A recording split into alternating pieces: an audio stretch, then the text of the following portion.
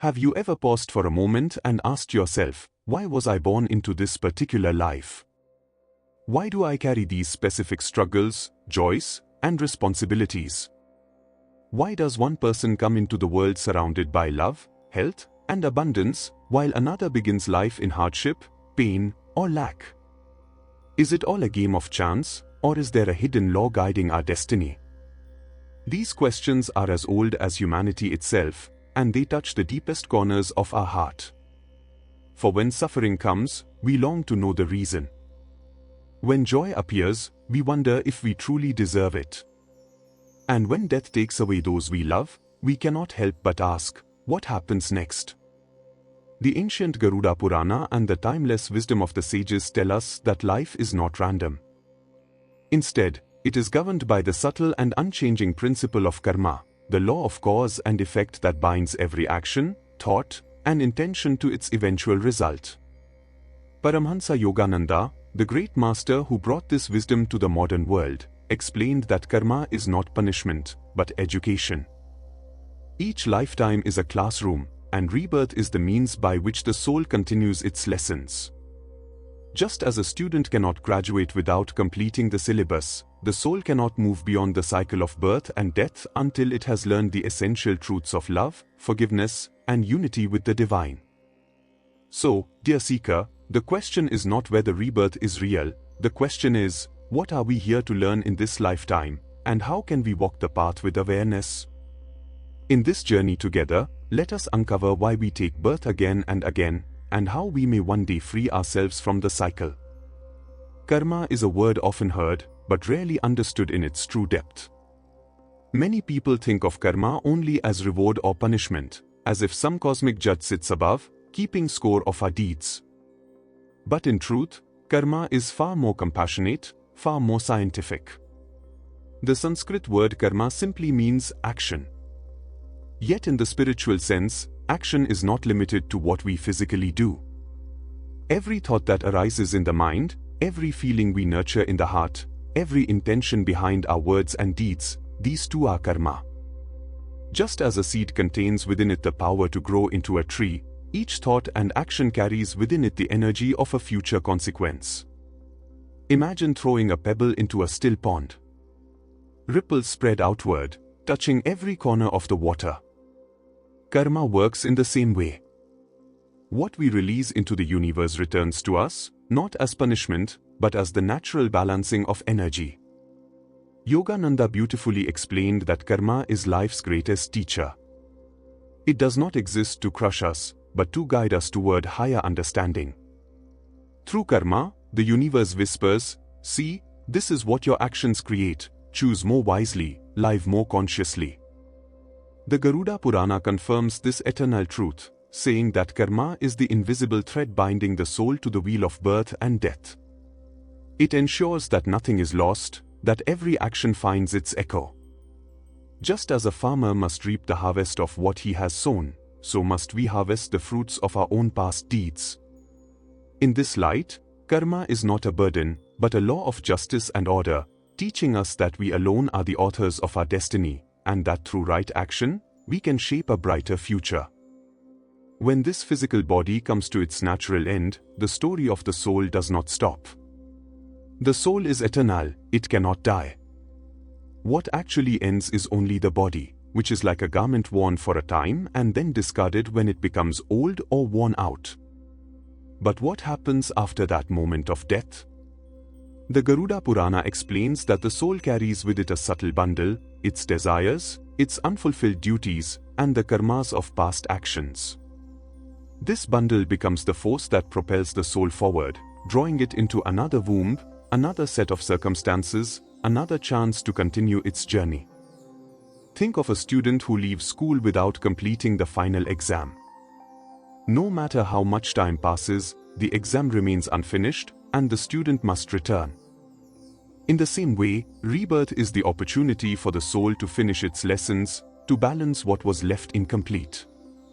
If a person has lived with anger, they must return to learn patience. If they have caused pain, they must return to learn compassion. Nothing is lost, and nothing is forgotten, for the law of karma is precise and just. Yogananda taught that the soul is magnetically drawn to the conditions that best help it grow.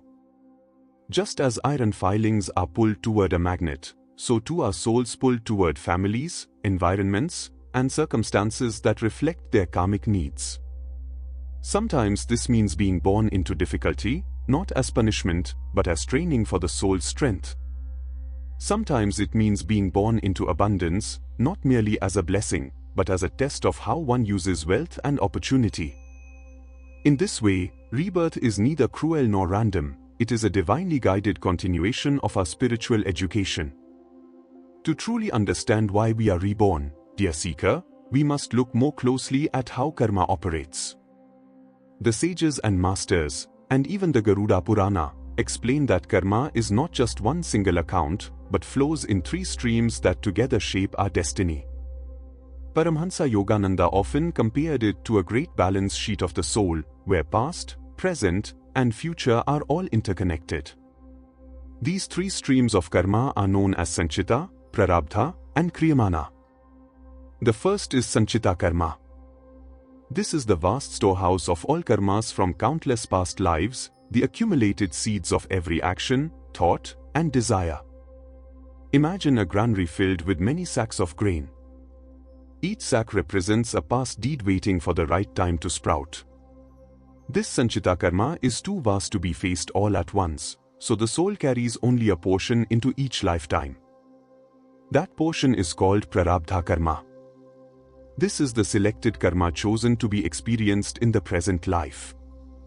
It is what determines the broad outlines of our existence, our birth family, our body, our health, our opportunities, and the challenges we will face.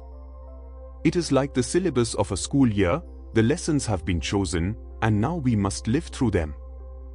The third stream is Kriyamana karma, the karma we are creating right now, through our present actions, thoughts, and choices. This is the living, flowing karma, fresh and powerful. It has the potential to influence our future lives and can even modify the weight of Prarabdha. In other words, how we live today decides the shape of tomorrow. When we see life through this lens, rebirth becomes clear.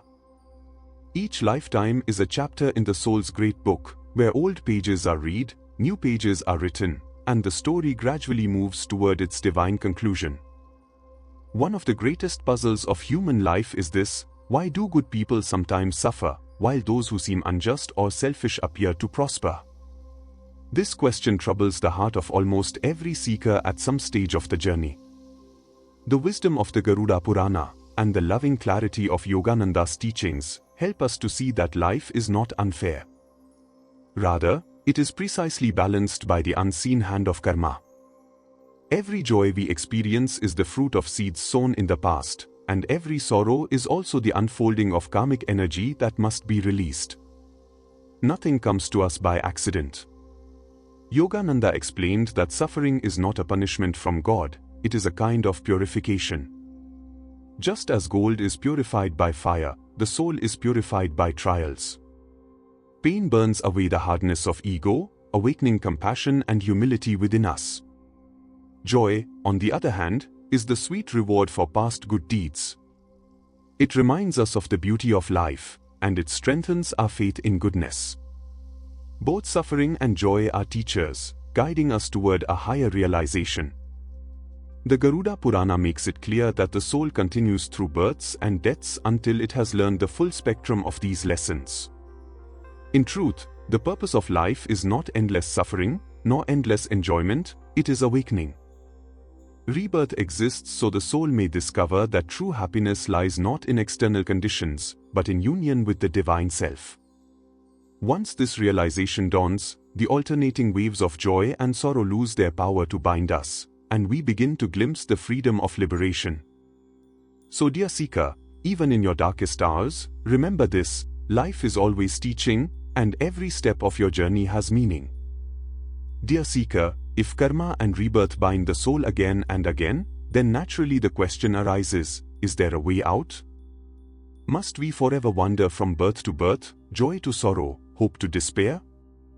The sages and scriptures reassure us with a resounding no. The Garuda Purana and the wisdom of Paramhansa Yogananda both teach that the ultimate goal of life is moksha, freedom from the cycle of rebirth. This freedom is not earned through escape, but through mastery. It comes when the soul has learned its lessons, balanced its karmic accounts, and remembered its eternal oneness with God. But how is this achieved? The Garuda Purana emphasizes a life of righteousness, living with truth, compassion, and selfless duty. Such actions no longer bind us with heavy chains of karma, for they are in harmony with divine law. Yogananda added that the highest way to overcome rebirth is through meditation and God consciousness. When we act with attachment, our deeds create karmic seeds that must sprout in future lives. But when we act as instruments of the divine, offering every thought and deed back to God, those seeds are roasted in the fire of awareness and cannot grow again. Think of a burnt seed, it cannot sprout into a tree. Similarly, actions performed in the spirit of love and surrender cannot bind the soul. They become steps toward freedom. That is why service, forgiveness, prayer, and meditation are so powerful. They dissolve the old karmic knots and prevent new ones from forming. Breaking the cycle of rebirth does not mean rejecting life, but living it with higher understanding. It means walking through the world with love in the heart, detachment in the mind, and God in constant remembrance. This is the path to true liberation. Now that we have understood the law of karma and the reason for rebirth, the question naturally arises, what can I, as a seeker living in today's busy world, actually do about it? How can these great truths be applied in the simple routines of daily life? The answer, dear friend, lies in cultivating conscious living, transforming ordinary moments into spiritual practice. The first step is awareness. Begin noticing your thoughts, your words, and your actions. Ask yourself, am I planting seeds of peace or seeds of unrest? Remember, karma begins in the mind. Even a silent intention can create ripples in the unseen field of life. By gently training the mind toward kindness, patience, and truth, you create future joy. The second step is acceptance. Whatever situations come to you, whether joyful or painful, accept them as lessons chosen by your soul. Instead of resisting or complaining, ask, what is life trying to teach me through this? Acceptance does not mean weakness. It means facing circumstances with courage and learning from them. The third step is daily meditation. Yogananda taught that meditation is the most powerful tool to burn karmic seeds before they sprout. Even a few minutes of sincere stillness each day helps you rise above restless thoughts and remember your eternal self. The fourth step is selfless service. Help others, not for recognition, but for love. A kind word, a gentle action, a small sacrifice, all these purify the heart and lighten the karmic load. When you live consciously, accept gracefully, meditate sincerely, and serve selflessly, you begin to step out of the wheel of karma. You start living not as a prisoner of destiny, but as a co-creator with the divine. This is the practical path of liberation open to you, here and now. So, dear seeker, as we come to the close of this journey together, let us pause and reflect on what we have discovered. Life is not random, nor is it cruel. Every birth, every challenge, every joy, is guided by the eternal law of karma. Rebirth is not a punishment, it is an opportunity. With each lifetime, the soul continues its schooling, learning the lessons of compassion, patience, forgiveness, and divine love. The Garuda Purana gives us a map of this sacred process, while Paramhansa Yogananda reminds us that through awareness, meditation, and selfless service, we can one day graduate from this great classroom of life. Remember, you are not a helpless victim of destiny. You are the creator of your own future. The choices you make today, the thoughts you nurture, the actions you perform, the love you share, are shaping the destiny of tomorrow. And when you begin to live consciously, with God in your heart, you no longer create binding karma. You begin to walk the path of liberation. If this wisdom touched you, I invite you to share your reflections in the comments. What do you feel about the idea of karma and rebirth? Does it give you hope, clarity, or perhaps a new perspective?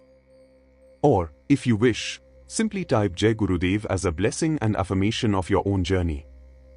And I would love to know, what topic would you like me to speak on next? Your questions and suggestions guide the unfolding of these videos, and together we create a circle of seekers supporting one another. So, dear soul, stay awake, stay loving, and stay connected to the divine.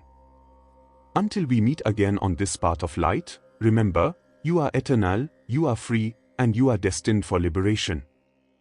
Jai Gurudev. Cherry Blossom.